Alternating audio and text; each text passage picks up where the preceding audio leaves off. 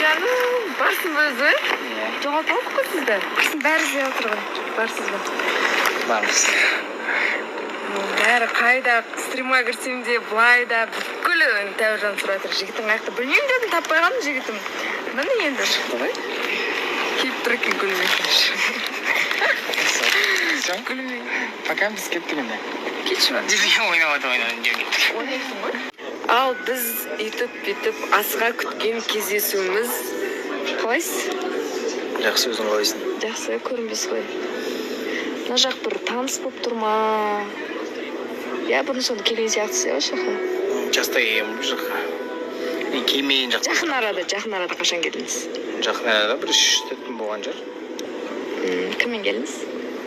Жарайды. Өз келген ғой жалғыз өз достарымен. Енді кездесіп пока қызық болып тұр, енді біраз болып тұр кездеспегеннен кейін. Саған қалған ба, кішкене көп сөйлеп кетіп жатқан ба? Қалған ба кішкене? Енді өлтіреді де бар. Сіз ше? Біз сағып қалдыңыз ғой бір. Кезек деген бар. Есіңізге түскенмен оған тұрмын, әйтеуір.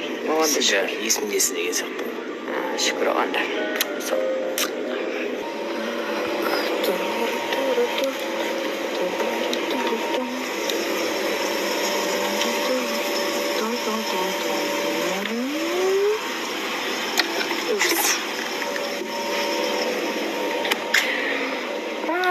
Сарыағаш жетім жасқа жетіп қалыппын енді. Ойдай.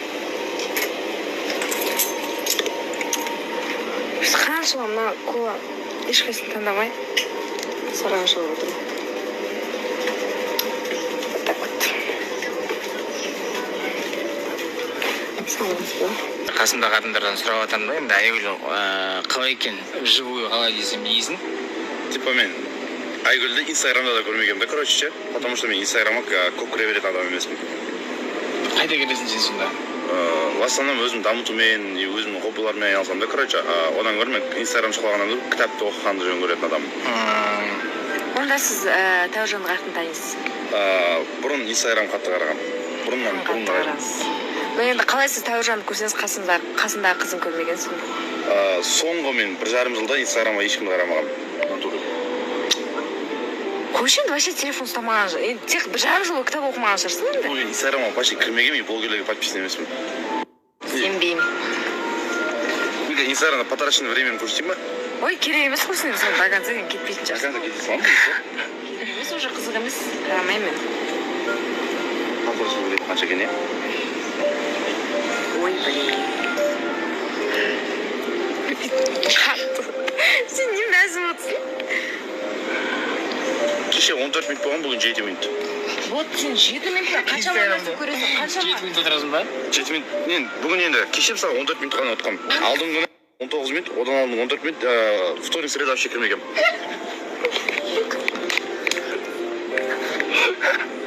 Сен ше Есімбек? Есімбек сен көрейік дейсің. Срочно. Қан көрейік. Срочно. Сіздікі ойбай бір. Қанша? Сіздікі көрейік. Білмеймін мен, қалай көреді? Қалай көреді оны? Потраченное время ең. Тез, давайте көрейік. Короче, менде Айгүл ханымға сұрақ болып жатыр да. Енді бәріне белгілі қосылай қалалым деген жобаларда, короче, қыздар күнде киімдерін ауыстырады ғой. Соны прокат қыласыңдар ма, либо бір магазин спонсировать ете ма деп сұрап жатырмын да. Айгүл ханымның жауабы не істесек? Қалай ойлайсың мысалы? Неше түрлі киім бізде жоқ қой яғына енді? Мен енді соны білмегендіктен, вообще ойыма ештеңе сыймағандықтан, мысалы оны сатып ала беру. Ойына келіп тұр уже сен. Қандай да? Сөйтіп тұр ғой сен ойда сен айтып тұрсың, бір магазин спонсировать етесің шығар деп. Бір лук, мысалы 100 мың теңге тұратын болса, айына 30 рет эфирге баратын болса, 3 миллион теңге. 100 мың емес шығар енді, құрсын 100 мың деген. Мысалы мен аяқ киімім, мысалы мен киіп жүрген аяқ киім 150 мың теңге тұрады дегенде ғой. Киіп жүрген футбол 20 мың теңге тұрады деген сияқты. Мысалы енді қыздар вообще одан көп келеді. Ол туралы айту керек па? Бәрі болады. Бизнес білесің ғой. Ол мен сұрадым. Менікі мақсатым сұрау, мен жауап бере емес пе, енді сізге мысалы күшті. Сен примерно өзін айт негізі. Сөзіне өзін сұрақ жауап. Мен ойлаймын, мысалы сіздер қалауымға барған кезде типа бір жерін пиарын жүргізіп беру керек. Қосылайық қалауымыз. Кешірім сұраймын. Просто мен ескі заман адаммын сәл. Көрініп тұр. Қошаққа барған кезде, короче, сіздерге, бір магазин спонсировать етеді, солардың, медийный сосын жүргізіп бересіздер ма деген сұрақтар ғой. Ешқандай жүргізбейміз. Әркім өзінің күн кетті. Әркім өзің кет, или киімдеріңіз бір-бірлеріңіз ауысып киесіздер ма? Ойбай, қалай болады? Бір-бірінің киімін ауыстырып кию. Бұрын сондай еді ғой, заман. Сіз өзіңіз сөйтіп киетін сияқтысыз Жоқ, бір адамның киімін, мысалға, Сиана болды, достарымен тұратын жігіттер болды, бір-бірінің киімін, аяқ киімін ауыстырып киіп жүрді. Тура сондай сияқтысыз. Мен біреудің аяқ киімін киемін, вообще киемеймін. Әдемі қызға шығатын кезде әдемі болады новый киімдерін сондай сияқты. Шағын ғана жарнама. Просто мен осы күнге дейін қызбен кездесуге барып көрмегенмін. Ой, енді тастайын. Натуре. Прикинь, даже ішіп шегіп көрмеген ғой. Кейші бірінші рет Сізбен шегіп кездесуге Барып барып көрмегенсіз. көрмегенмін. Мынаны сенбеймін. Ой, висет ғой енді кейдір. Группамен киноға барып көрген, папа-ау. Группамен туған күнге барып көрген. Бір қызбен просто жалғыз бүйтіп свидание ашып көрмегенсің бе? Сөйлеспегенсің. Сөйлеспегем. Жазбағам да қызға. Аллах куә деші ал. Аллах куә, қызбен свиданиеға жалғыз шықпағам. Тормыз екен онда дейсің. Ау? Тормыз емес қой. Мен өзім тормыз деп санамаймын. Мен өзім бамикпін деп есептемеймін да. Мен өзім жарымда, өзіме болашаққа балалардың анасы болатын қызды кездестірген кезде мен бәріне дайынмын дегендей ғой. Еще мен қызбен жалғыз шықпаймын. Если шығатын болсам, за третье лицо, қыздың қасында бір қызбен ғана шығамын. Не? Екі қызбен шығасың ба Иә, дейсің? типа екі қыз, короче, қыз қасында, типа бір қыз болады да, шариғат бойынша. Куәгермен ғой. Куәгермен. Не ол? Сразу екі қызбен кездескісі келіп тұр. Мен түсінгенім болды. Негізі көп сөйлейтіндерден қорқу керек, что-то апасы. Көп сөйлейтін адамдардың жүрегі таза болады негізі.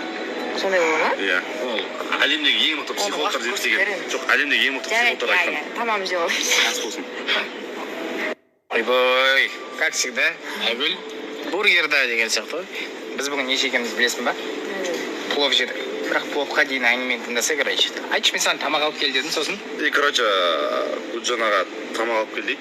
Сонымен, короче, мен плов заказ беремін. И қараймын, короче, свежий салат 1,5 теңге тұрады да. И бір свежий салатта примерно, короче, бір помидор, бір огурцы болады. Мен тұрамын да, короче, 1,5 теңгеге. Если мен помидор, огурцы алатын болсам, бірнеше адамға жетеді деймін де, короче, 1,200 теңгеге аламын. И ананы, короче, 5 адам жеп тауыса алмай қаламыз ғой. Короче, мына жерде біріншіден экономия, финансовый грамотность бар мына жерде ше. И, короче, дайын нәрсеге ұмтыла бермей, кішкене өзің әрекет жасасаң, 5-10 минут лишний движение, зато ақшаң қалтаңда қалады деген тема ғой. Қалай? Сонда бір свежий салат жасағанын айтып отырмын, типа экономда қалдым деп. Қанша тұрады? Примерно 2 сондай тұрады. Короче, мынандай ғой. Мен жасаған свежий салаттың примерно 8-10 порция болды да, 1,5 теңгеден алсам 12-15 теңге болады. Мен оны 1,200 теңгеге шығарып алдым. 8 теңге эконом болды, ал 8 теңгеге бір студенттер бір апта өмір сүреді дегендей ғой. 8 теңге эконом болды деп қойшы, килограммның өзі нормально ғой, помидор огурцы. Қанша теңге? Сұрақ қанша теңге? Мен алдында мысалы 1 кило помидор, 1 кило огурцы алдым. Бір қасында кішкентай бір әңгелек алдым, соның өзі 4 теңге болды ғой. Огурцыйдың килограммы 400 теңге, помидорка 650 теңге. Сен қаншаға алдың? Қаншаға алдың сонда? 1200 теңгеге турлап алдым. Чуть-чуть 1 килограмм көп қылып ше. И сөйтіп барады соны. Еще 1 кило. Сонымен, короче, бір шелек салат жасаған ғой.